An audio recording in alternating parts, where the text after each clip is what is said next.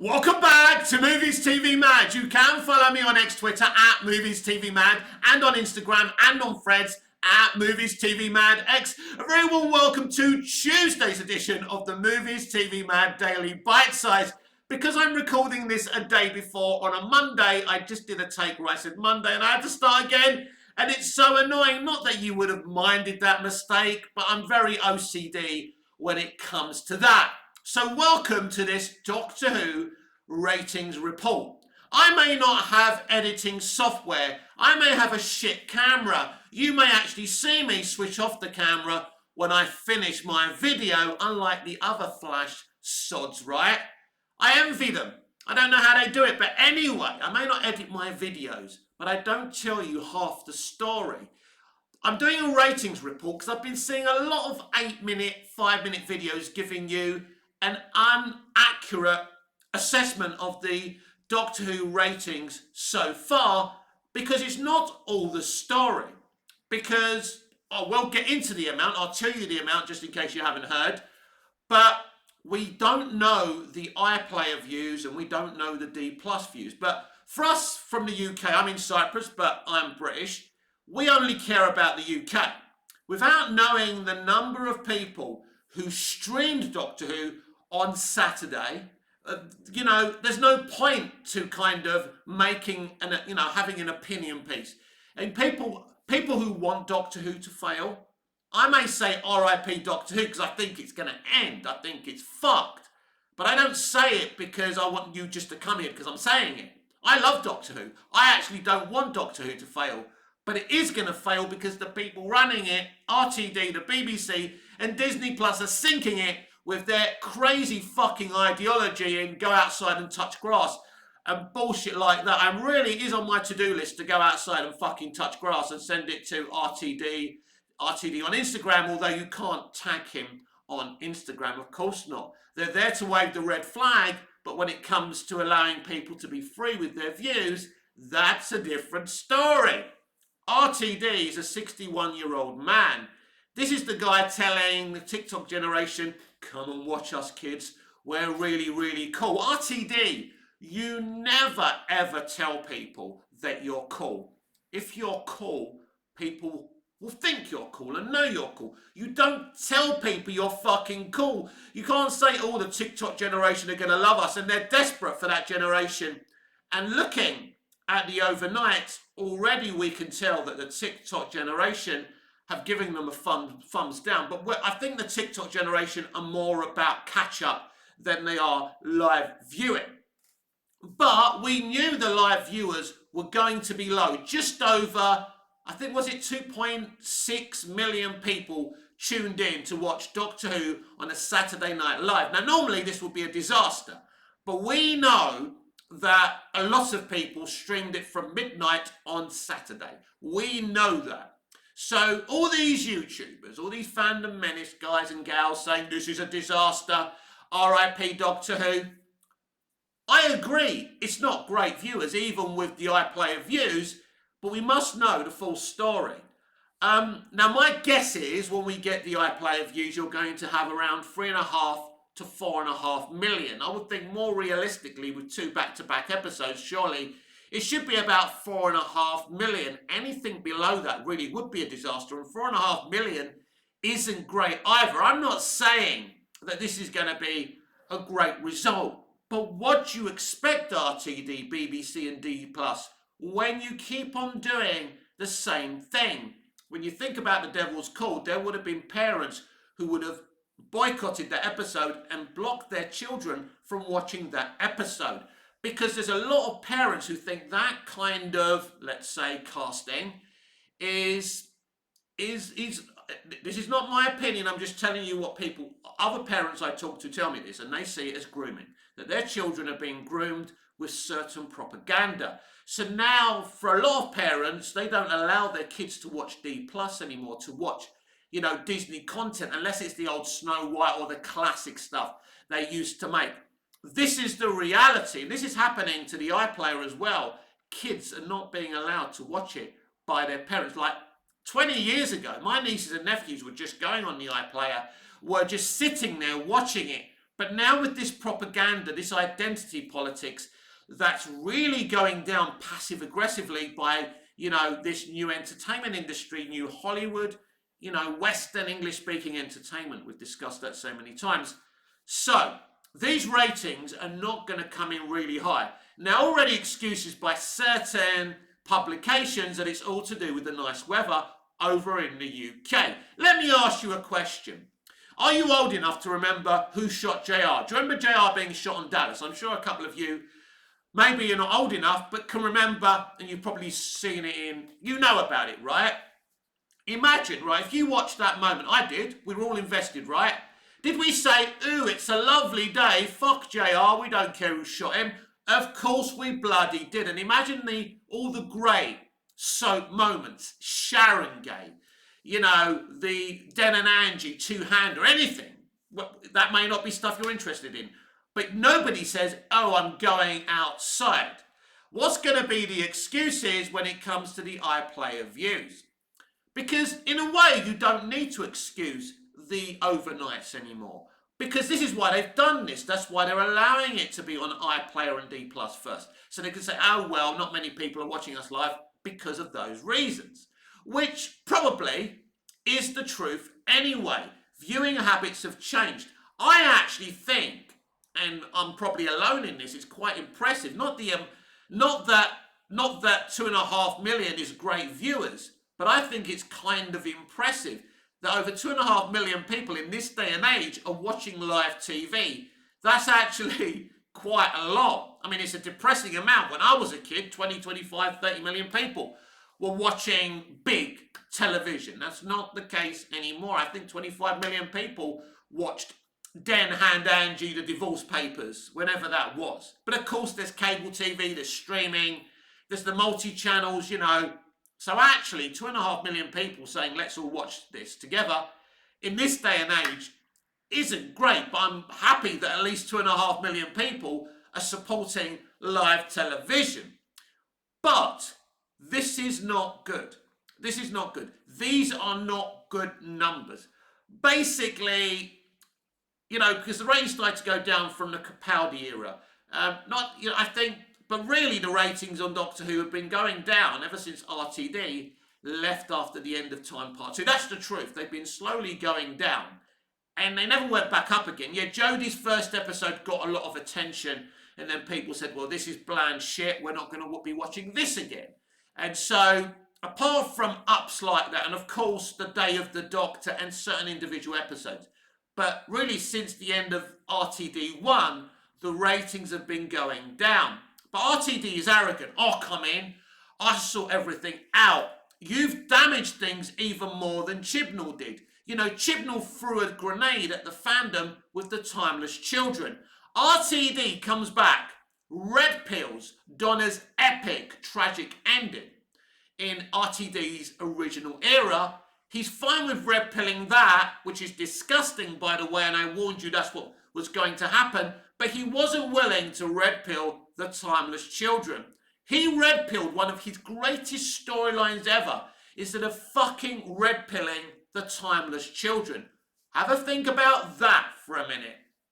And on the subject of RTD and throwing grenades, although we were talking about Chibnall, let's think about this, right? Think about the Devil's Called. I know a lot of people have got certain issues with it, but don't you think that should have been a wholehearted, proper musical? Everything about that episode would have worked so much more if it was a musical. The villain is a musical fucking villain. What else do you need to make it a musical? I don't think he's got the talent to write a musical. That's the problem. Because RTD can't write a fucking musical. You saw the music at the end, right? But that was Murray Gold. So he can write the plot, and Murray Gold could have wrote the musical. Now, I'm not too sure how capable Murray would be at writing a musical. Just because you're a composer doesn't mean you can write a great musical. Maybe you'd need to bring in someone who knows how to do musicals. I don't know if Murray Gold, wherever else he's worked, has done musicals before. I'm not quite sure about that. So that's what it should have been. It made sense. I mean, you know, the fans online have been going on, boring on about a musical episode of Doctor Who. I personally, look, I love musicals. You know, I grew up on the culture of musicals. They're beautiful. But you can't, it's very difficult to make a great musical in an episode of a TV show. And I know Buffy and certain other cult TV series have done it. And there's no reason why Doctor Who couldn't pull it off. But I think, you know, The Devil's Called had everything to be a musical. And it would have brought in a lot of interest if you want ratings, if you want to be successful. He said he only came back because he was being different. Yeah, are you being different? I mean, your doctor's kind of not very doctory, a bit like Jodie Whittaker wasn't very doctory. But let's think about kind of the opening scene of Space Babies. Boy, did they mention that title a lot. Space Babies! Space Babies! Space Babies! Yes, we get it. It ain't going to become a meme, is it? But it was interesting in that first scene. He literally gave this big law dump to Millie Gibson's Ruby Sunday. Yes, I'm the last of the Time Lords. Not sure about that. Are you? Are you the last of the Time Lords? I'm not sure. Is he the last of the Time Lords? He's not the fucking last of the Time Lords, is he? Because David Tennant is in Donna Noble's fucking garden, and every single Doctor who's ever been is now bi-generating out of somebody's fucking stomach, out of another Doctor's stomach. So you're not in the last of the fucking Time Lords anymore, are you? Or doesn't the Doctor realise this? Maybe the Doctor doesn't know this. I don't know. It's all a bit of a mess. But even with his, you know, going over all the Doctor Who history, Classic Who and New Who, he's kind of missed out some stuff as well. So, but I said to you that RTD wasn't back for creative reasons. RTD is back for these reasons and his arrogance. Because he thought he could fix the mess. And when we found out he was coming back, we were like, yeah, baby, RTD's back. He'll sort this mess out. And we were wrong to think so. And I mentioned this the other day. That Doctor Who needed a clean sweep. It needed a new broom. But RTD decided he doesn't want a new broom anywhere near him or his show. He thinks it's his show. Because he's the one who reinvented the show. He's the one who brought it back. He don't want anyone else doing better than him. It's why I said about Sir Alex Ferguson, why he brought in David Moyes, so he could control everything. He don't want anyone, you know, doing better than him, although it's going to take some doing to do better than Sir Alex or Russell T Davies on Doctor Who. To be honest, you know, what Russell did originally was sensational. But the entertainment industry has changed. And at 61 years old, Russell T Davies has changed as well. And it is R.I.P. Doctor Who. He is destroying the show. He is destroying what the show was. Because I know that a lot of classic, or some Classic Who fans, hated what RTD1 was. But that's only normal. When you relaunch something and you make it, you know, you try and make it, when you try and modernise something, the old school are not going to be happy. That's fine. That's not a big deal. That kind of complaining is only natural. But ultimately, more Classic Who fans and not actually enjoyed it, and all these new fans joined. It was a bit like the Star Wars prequels. A new generation of Star Wars fans were born, and a new generation of Doctor Who fans were born when Rose premiered. And I watched Rose after I watched The Devil's Called. It's piss and shit, everyone. It's chalk and cheese. That's RTD really being inspired, being inspiring. It was amazing. Rose gets proper development from the very, very first episode. You know what she wants. You know what she doesn't want. She doesn't want an ordinary life. She doesn't want an ordinary job. She wants to go on an adventure. She wants to live her life to the fullest. She's literally fucking Dorothy from The Wizard of Oz. No, let me rephrase that. She didn't have sex with Dorothy from The Wizard of Oz, right? What I'm saying is, that's what it is. It's somewhere over the rainbow. It's Luke Skywalker looking at the two moons. RTD really got it with Rose. He understood it. He was trying. He's not trying anymore. I don't even go into his Instagram anymore, and I used to go in there all the time.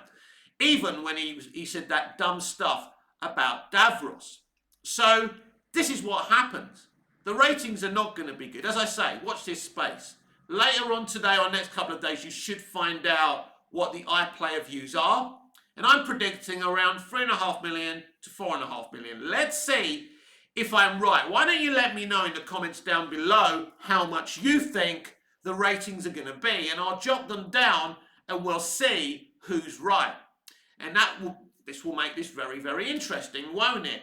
I personally don't think they'll hit 5 million. I could be wrong. I think they might, maybe they all might just hit 5 million, but it is more unlikely. So the ratings are not good at the end of the day, but 2 episodes, obviously, is going to be a bit of a bounce for them, but not by much. But what's interesting is, from Space Babies to The Devil's Called, if you look at the overnights, they lost around, I think, 200,000 viewers. That might not sound like a lot, but 200,000 people said, I'm not watching this shit anymore. Because Space Babies, well, you saw my review. I didn't really like Space Babies. I thought it had a couple of little good things in it, but mainly it was boring. The concept didn't work. As I say, I can imagine RTD writing it down and going, yeah, Space Babies, yeah, who can talk like adults. Oh, this is going to be really interesting. And I agree, it kind of sounds like really jazzy and snazzy and interesting on paper, but when you do it on screen, it simply doesn't work. Credit to the actors and the director for doing anything with it at all, because it's an impossible task. They actually had babies there. I thought they may use CGI babies, which I think maybe would have been an idea. Isn't that what The Flash did? But then again, The Flash, you can't be chucking real babies out of a window, can you? So, yeah, there's good reasons for that. But those CGI babies were fucking shit, weren't they? What state is this industry in today? We started with Harold Lloyd, Buster Keaton, Charlie Chaplin, Laura and Hardy. And basically, entertainment is Laura and Hardy, but for the wrong reasons, not the art and the creativity.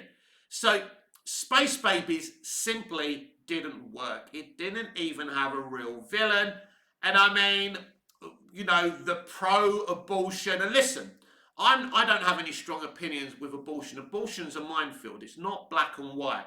I can't sit here and tell you, abortion is murder, or abortion is right, or abortion is wrong. I can't tell you that. First of all, I'm not the one who has to carry the child. I'm not the one who has to give birth to the child.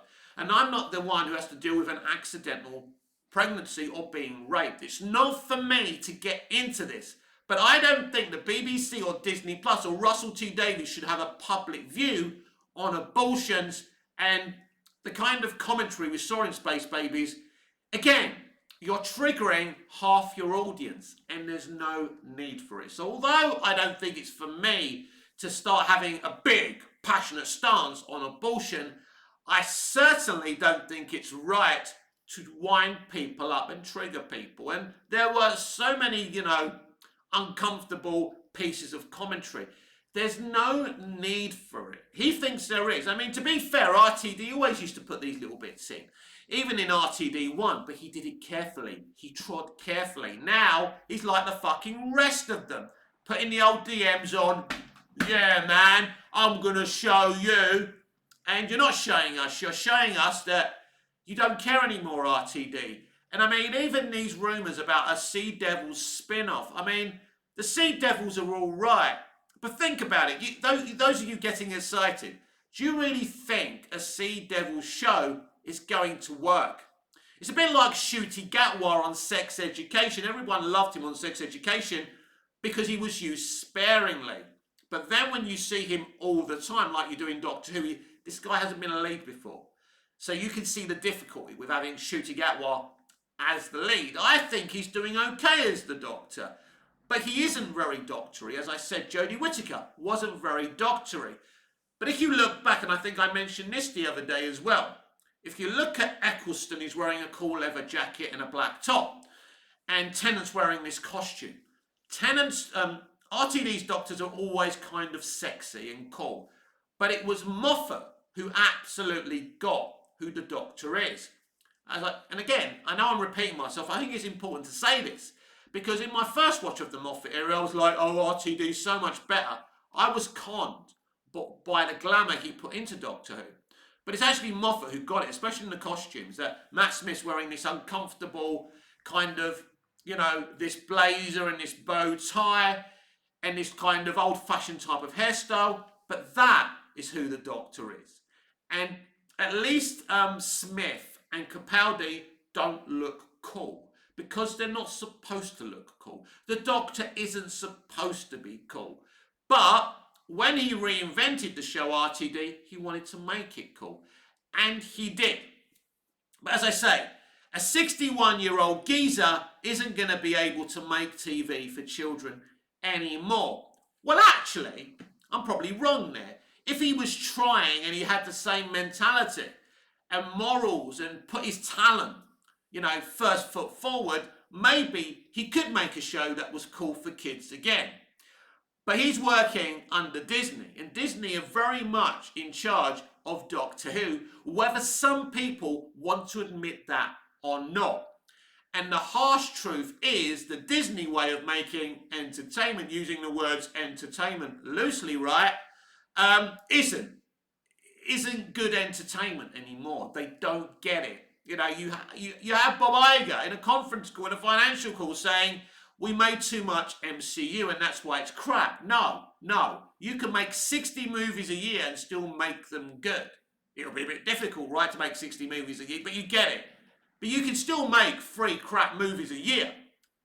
Basically, it's admitting, they're willing to admit they failed, but they're not willing to admit it's the ideology. It's everything that they've been doing. It's their politics. It's the bad writing. It's the bad movies they're making. They're not willing to admit that. And the entertainment industry have always found it difficult to accept responsibility. The director of Supergirl, Je ne sais, said this about the movie after it flopped. I don't think we missed. It's just not what people were expecting. They never are happy to admit to a mistake. Don't get it twisted. I know I'm going from Doctor Who to Supergirl. I love the Supergirl movie. I accept its flaws and its weaknesses. But I think it's a really charming movie. I thought Helen Slater was great and the score was really great as well. So I really enjoyed that movie at the time. But, it's not just modern entertainment. All entertainment have had a problem with admitting when they get it wrong. There's like a 10% of people in the entertainment industry who will admit, we got it wrong. We are sorry. And then the fans can accept it and we don't have to keep on going on about it. And everybody just moves on. But when this industry continues to live in fucking denial in what they're doing now, when Doctor Who is announced to be cancelled, and that will happen at some point, maybe later rather than sooner, maybe sooner rather than later, who do you think they're going to blame? Themselves? No, they're going to blame me and you. It's always our fault. It's not our fault that you decided to gaslight your fucking customer, your fucking audience. You don't. I'm not even a right-winger and I'm telling you, you don't gaslight a whole community of people. And you're wrong. Not every, being a right-winger doesn't make you a bigot. It doesn't make you homophobic and it doesn't make you racist. I know loads of lovely. I know hundreds of Republicans and Conservatives. I'm Labour. I'm left-wing. Yes, and I hang around and have political discussions with right-wing people. We don't fall out. They don't offend me. I don't offend them. Yes, their politics is dramatically different to mine. But they're not racists. They're not bigots. They're lovely fucking people. But what you're doing, RTD, and what the extreme left are doing in entertainment, you're painting them as bigots and racists, homophobes, and it's wrong. And it's inaccurate because that's not what they are. Now, if you want to go over to the Trump situation, if you want to go to the extreme right, yes, they are problematic. But you are labeling, moderate Republicans in, with the same kind of, with the same kind of mentality as you would the extreme right, and that's wrong. We shouldn't be talking politics when we're talking Doctor Who, but unfortunately, this is where we are. But if you wanted to force your ideology into Doctor Who, but you were still making great entertainment, that'd be fine. At least you were entertaining me.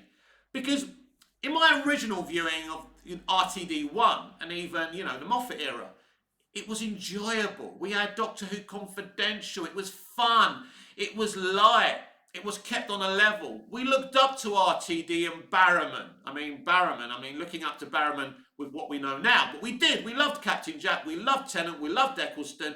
We loved Mickey. Not so much Noel Clarke now after what we heard he did. He's still denying those accusations. Who knows? Who knows anymore? I'm confused. But Doctor Who was something to be excited about. And it's not anymore. RTD is just throwing his greatest hits, in this new era, and it's not working. It's not working one little bit. As I said before, he's out of gas. He doesn't know what else to do. And it's very difficult to be original and entertaining and as pioneering as he once was when you've got Disney and Bob Iger breathing down your neck and giving you notes. No, I don't even know how they allowed him to make a they-them a villain. I am shocked about that. I am shocked that, Jinx Mawson's character is actually a villain. And I'll go back and say to you what happened in the opening of that episode when he's going, them, what? And he's having a go at this 1920s guy for not calling them a them. They didn't know about fucking them. Oh my God. It's ridiculous. Even the mentality is fucking dumb. Are you saying that guy is wrong for not addressing you as them when he doesn't even know there's a thing as a them? Do you understand how fucking dumb you are there, RTD? But anyway, I regress like the rest of us do. And we step away from entertainment and we get driven away. There was even a big article saying that Doctor Who has never been for straight white males. I think now they've actually, I think they've deleted their account. I think they got a lot of shit, deservedly so, of course, because Doctor Who should be for whoever wants to consume it. There's been this debate for years, Harry Potter's just for kids. No, it's for whoever enjoys it and wants to consume it. Who are fucking you to tell me I can't watch Harry Potter? Shut it. But that's the thing. So, yes, Doctor Who was for white men. Men like me with olive skin, Anglo-Greek Cypriots, anyone who wants to watch it. But this is where we are today. And in the end, what has happened to entertainment is a mix from the media as well. The media ask a lot of dumb questions in the marketing as well, and it's difficult, and they have to answer them, and they have to give a woke answer as well. And that's a problem, and all this kind of stuff is gaslighting your audience. And I will come back with the full ratings and when the iPlayer ratings come in, and we will discuss them as well and see if our predictions came true. But I can't see it getting any more than 5 million. And let's think about this. When Doctor Who, when RTD1 used to air, it used to air around March, April time, around the same time, and people weren't, 7, 8, sometimes 10 million people were coming in to watch that overnight on live television. So good weather never puts people off from watching great TV, but maybe good weather puts people off from watching mediocre or terrible TV. The Devil's Called is an episode, as I say, with great potential. The villain has great potential. It's poorly executed. You missed the opportunity of actually having a musical, which is what that episode should have been. And you didn't use Beatles music because you weren't willing to pay for the rights. That's it. And I'll say it again. Why bother having the Beatles in an episode? The only point of having the Beatles in a fucking episode is to have at least one bloody song. The whole thing was pointless. It was another bait and switch from modern entertainment. And it's happening all the time. We saw what happened with Kevin Smith's He-Man, Masters of the Universe animation. They're doing it all the time because you have people making things and writing things and directing things who shouldn't be in the privileged position that they're in, but they don't employ it. If you think there's no talented people in the world, there is. They're in film schools, they're in drama schools, they're graduating from film schools and drama schools. The industry isn't employing them. It's just giving the same old people giving the same people power all the time. If you think I'm so far from the truth, let's look at Doctor Who. Russell T Davies, Stephen Moffat, Mark Gatiss, Chris Chibnall, part of that group who came in and revived the show. Now, I'm sure Chris Chibnall will pop up sooner rather than later. I don't think he's done with Doctor Who either, by the way. I think maybe in season 2, he'll be writing an episode. Yeah, don't thank me yet, but I think that's going to happen. So the same people have got a stranglehold on the show. That shouldn't be a thing. They took it as far as they should. It should have a new group of people running it. But that's not how entertainment works, everyone. It's an echo chamber, and when you're in an echo chamber, you only listen to yourselves, not your customers.